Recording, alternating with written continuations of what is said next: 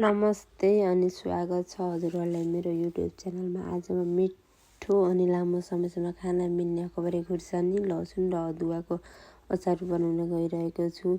यसरी बनाएको अचार लामो समयसम्म टिक्नुको साथै मिठो पनि हुन्छ। अचार बनाउने आफ्नो तरिका हुन्छ। हेर्नु, मेरो तरिका चाहिँ सर्वप्रथम कराई बसाल्ने, त्यसमा थोरै जिरा राख्ने अनि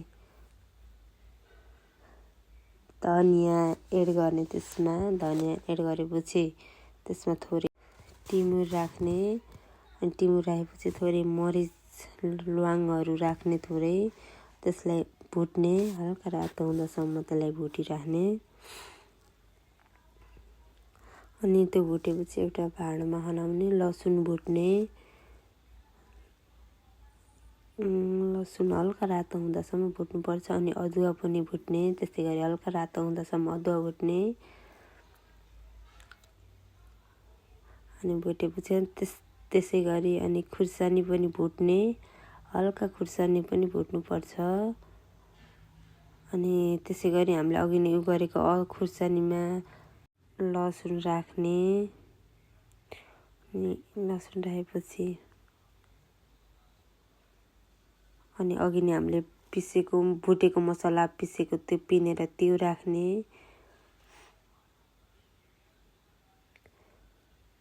तोरी पिनेको थियो त्यो तोरीहरू एड गर्ने त्यसमा। अनि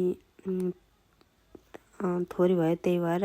अनि अचार कति छ त्यसको स्वाद अनुसार भेनिगर राख्ने। मेरो अचार अलि छ त्यही भएर त्यही अनुसार भेनिगर राखेको। अनि त्यसमा थोरै बेसार राख्ने। अनि खुर्सानी राखियो अनि त्यसै गरी हल्का हातले मोल्ने, तातै नमिच्ने, हल्का हातले मोल्ने। अनि यति गरेपछि हाम्रो अचार रेडी भयो। अनि हामीले यसलाई डिब्बामा राख्ने।